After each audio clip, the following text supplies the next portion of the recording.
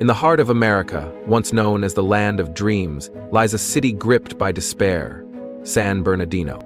This isn't just a forgotten town. It's a ground zero where homelessness, drug addiction, and street crime collide under the scorching California sun. Behind the stats and headlines are real people, real stories. This is a raw, unfiltered look at facts about countries they don't put in brochures. A country documentary that doesn't sugarcoat. Welcome to NVL Travel Documentary, where the truth has no filter. Number 1. San Bernardino's silent emergency. San Bernardino, once known for its sun-drenched streets and golden opportunities, now whispers a far darker truth. A truth that echoes louder with every tent pitched and every siren that breaks the night. This is not the kind of story you'll find in travel brochures. And this is not the California dream. Right here, in this once thriving city in Southern California, a silent emergency is unfolding. And it's no longer just a personal tragedy, it's a public reckoning. Over the past few years, San Bernardino has slipped into one of the worst homelessness crises in the western United States. As of early 2025, over 4,500 people are living without stable housing in this city alone. That's the size of a small town, sleeping on sidewalks, park benches, and makeshift shelters. Even more alarming, nearly 3 out of every 4 of these individuals are unsheltered, living directly on the streets, exposed to the elements and far from any consistent support. But how did it come to this? The answer isn't simple, because this isn't just about people losing homes. It's about a system losing its soul. Homelessness here is not an isolated issue. It's a magnifying glass, revealing deep fractures in our economic structures, our mental health systems, and our social safety nets. It's the visible symptom of invisible neglect. And it's growing faster than the city can respond. While the number of people without homes has surged, the availability of emergency shelter has sharply declined. In the last 24 months alone, San Bernardino has lost nearly 20% of its emergency shelter beds due to funding shortages, staff burnout, and policy gridlock. The result? A human overflow. So where do people go when there's nowhere to go? They gather where survival feels slightly more possible. Downtown bus terminals, under freeway overpasses, near public libraries, or anywhere they can find a scrap of shelter or a trace of safety. What you'll see here isn't chaos. It's organized desperation. Rows of tents made from salvaged plastic and rusted shopping carts. Buckets of water used for bathing, cooking, and brushing teeth. Often shared between 10 or 15 people. And silence. The kind of silence that comes from being ignored, day after day. But not everything is quiet. At night, the streets come alive with noise, not from parties, but from conflict. From mental breakdowns, from overdoses, from the ever-morphing presence of police sirens. Because this crisis doesn't exist in a vacuum. It strains hospitals, overwhelms first responders, and fuels public fear. More than 75% of local residents now report feeling unsafe in areas with visible homelessness. Not always out of prejudice, but from a growing sense that no one is in control anymore. And still, amid all the noise, one fact remains. Behind every collapsed tent is a collapsed system. And behind every downcast gaze is a story waiting to be told. Number 2, why people end up on the streets. When we see someone living on the street, it's easy to jump to conclusions. But the truth is, no one wakes up and chooses to be homeless. It's almost always the result of a long chain of breakdowns in policy, in services, and in basic human dignity. Let's start with the most obvious, and perhaps the most brutal, the housing crisis. In San Bernardino, the cost of renting a one-bedroom apartment has risen by more than 30% over the past 5 years. Meanwhile, wages for low-income workers have barely moved. When rent goes up but paychecks don't, the math doesn't work, and people fall through the cracks. As of early 2025, the region faces a staggering shortage of over 72,000 affordable housing units. That's not a statistic. That's 72,000 families with nowhere stable to go. And even when affordable housing does exist, good luck getting in. The waiting lists are long, the application process is a maze, and time is something people without a roof don't have. But the housing crisis is just the tip of the iceberg. Let's talk about social safety nets, or the lack of them. In theory, there are programs meant to help people get back on their feet. But in practice, it's a different story. The system is understaffed, underfunded, and overwhelmed. Caseworkers handle far more clients than they can manage. Emergency shelters run at full capacity, turning people away every night. In fact, recent reports show that nearly 40% of individuals who apply for housing assistance in San Bernardino are denied, either due to eligibility gaps, documentation issues, or simply because the system is too clogged to respond. Think about that. Nearly 4 out of every 10 people who reach out for help are told, "Sorry, there's nothing we can do." And then, there's the elephant in the room: mental health and substance addiction. About 1 in every 4 people experiencing homelessness in San Bernardino struggles with a serious mental health condition, substance dependency, or both. We're talking about untreated schizophrenia, severe depression, post-traumatic stress disorder, opioid addiction, and chronic alcoholism. And yet, the mental health system here, like many places across the country, is buckling under the weight of demand. There simply aren't enough beds in psychiatric units. There aren't enough addiction recovery centers. There aren't enough therapists, counselors, or mobile response teams. Imagine suffering from voices in your head or unbearable cravings while sleeping on a cold sidewalk with no support in sight. For many, that's not imagination, it's every day. And without treatment, people cycle in and out of hospitals, jails, and the streets in a painful loop that drains both lives and public resources. So what do we end up with? A perfect storm: rising rents, weak safety nets, collapsing mental health care. Each one is a crisis on its own. Together they form a pipeline to the pavement, a road that far too many are being pushed down and far too few can escape from. But here's the thing: when we name the root causes, we can start to fix them. Homelessness is not inevitable. It's not natural. It's not unsolvable. But to change it, we have to look beyond the cardboard signs and into the system that put those signs there in the first place. 3. The ripple effect of homelessness. When we talk about homelessness, we often picture a single person, someone sleeping on a bench, pushing a cart, or holding a sign. But what we don't always see is the bigger picture. Because this crisis doesn't just impact individuals, it ripples outward, touching entire communities, cities, and systems in ways that are harder to see but impossible to ignore. Let's start with the personal cost, because that's where the pain hits first and hardest. Living without shelter takes a brutal toll on the human body. Without access to clean water, regular meals, or proper rest, people on the streets are far more likely to suffer from chronic illnesses like diabetes, high blood pressure, and untreated infections.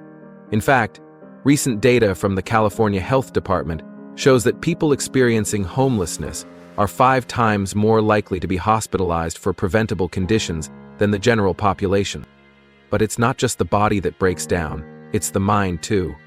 Day after day of uncertainty, exposure, and isolation leads to crushing psychological effects. Rates of post-traumatic stress disorder, anxiety, and long-term depression among the homeless are alarmingly high. By 2025, researchers estimate that over 60% of unsheltered individuals in California are suffering from some form of untreated or undiagnosed mental illness.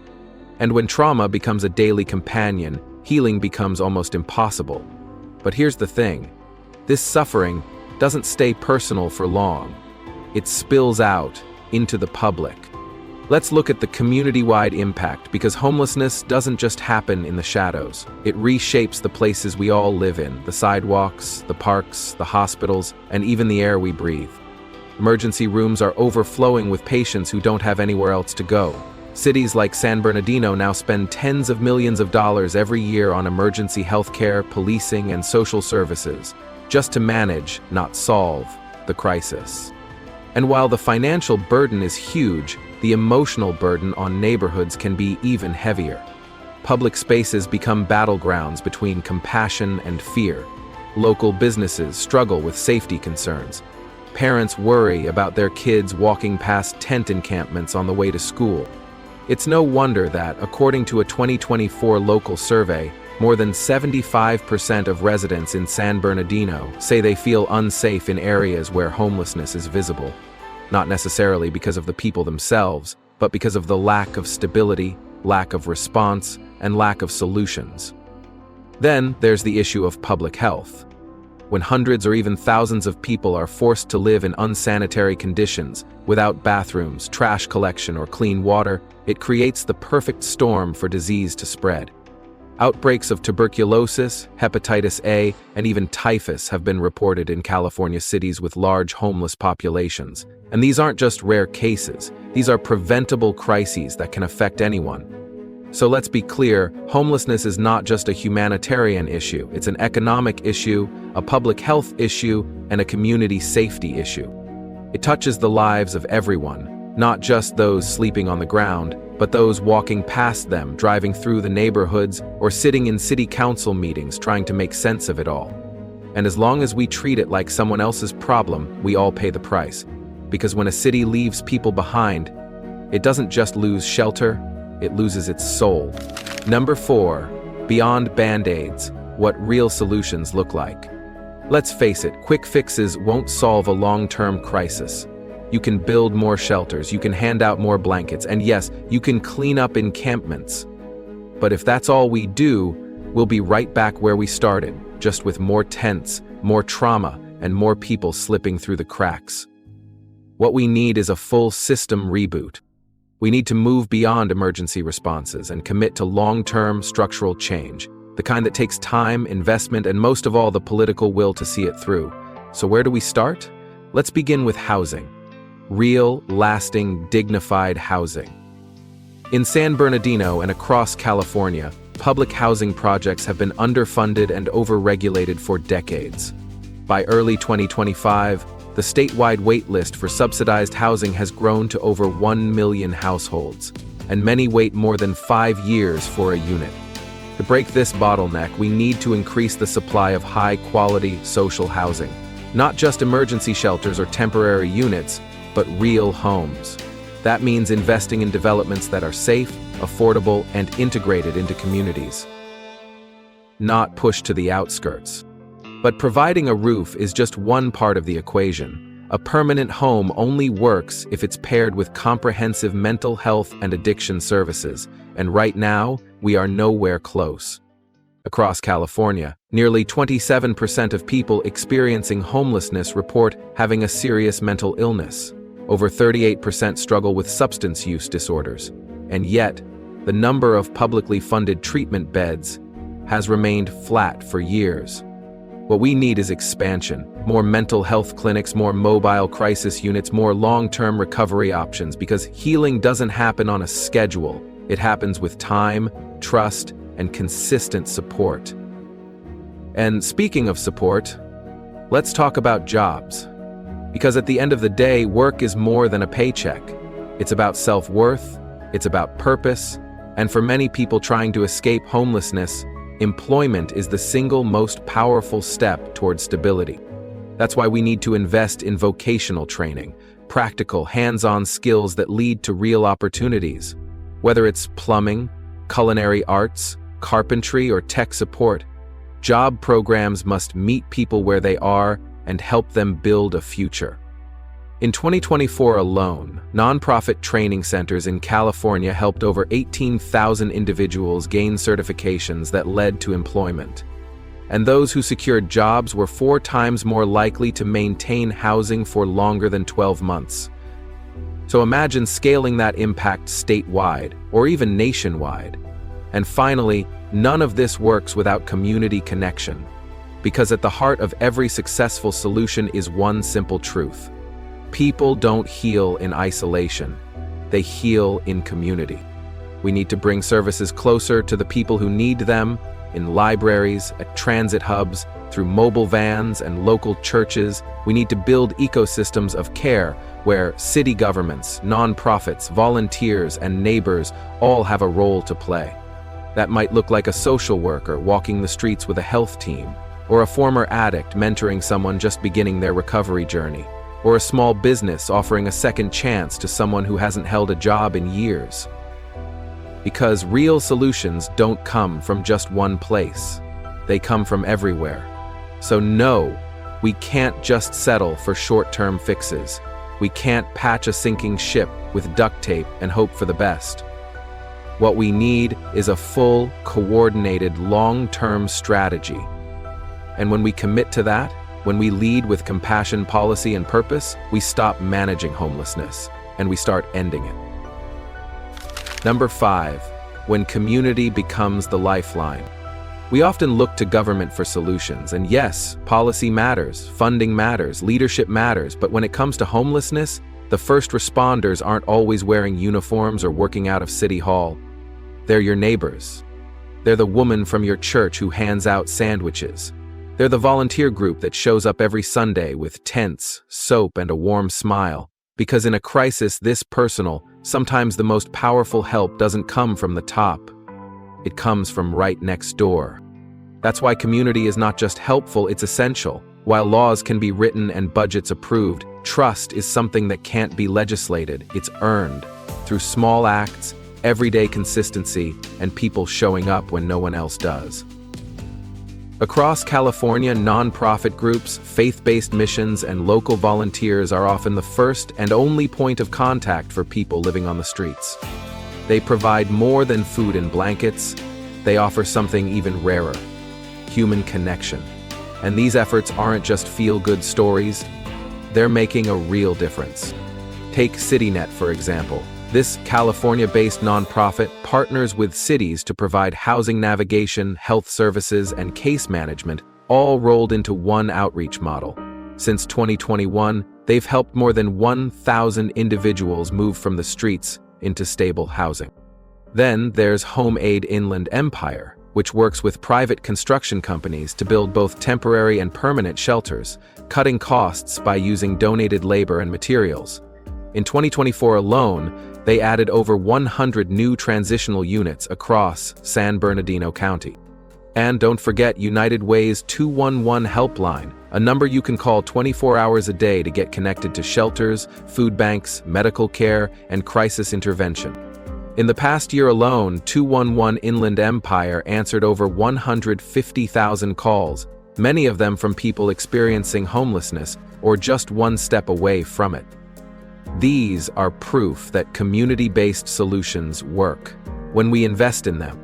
But it's not just about big organizations. It's about you and me and everyone watching this, because everyone can do something. You can volunteer, cook meals, teach job skills, help clean up temporary encampments. You can donate wisely, not just old clothes, but hygiene products, sleeping bags, and transit cards. And perhaps most importantly, you can use your voice. Write to your local leaders, sign petitions, share real stories online, and help break the cycle of stigma.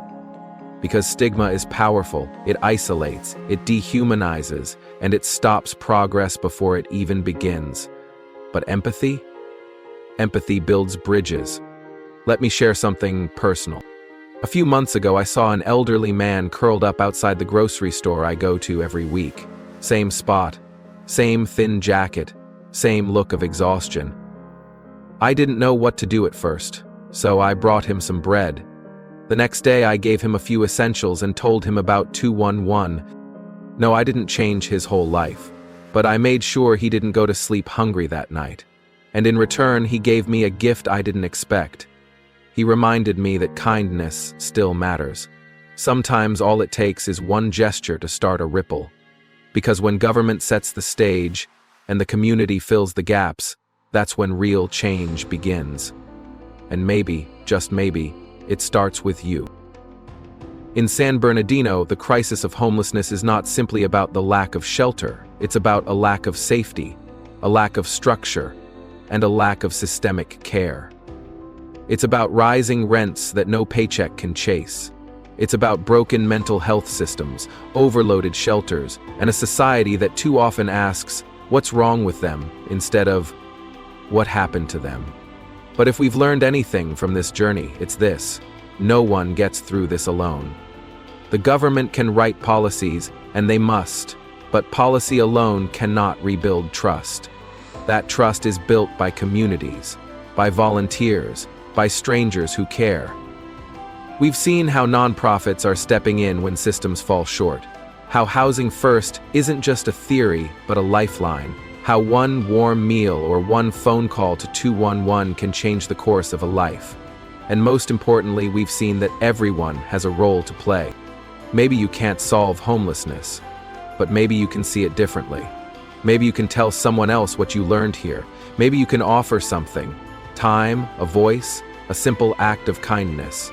And maybe, just maybe, that's how real change begins. Because when we talk about travel documentaries, we often think of beaches, mountains, and monuments. But the truth is, the most powerful journeys don't just take us across the world, they take us closer to the parts of it we've forgotten to see. They take us into alleys, under bridges, and through the lives of people we'd otherwise walk past. And in doing so, they remind us that every city has two sides. The one we show tourists, and the one we need to show each other.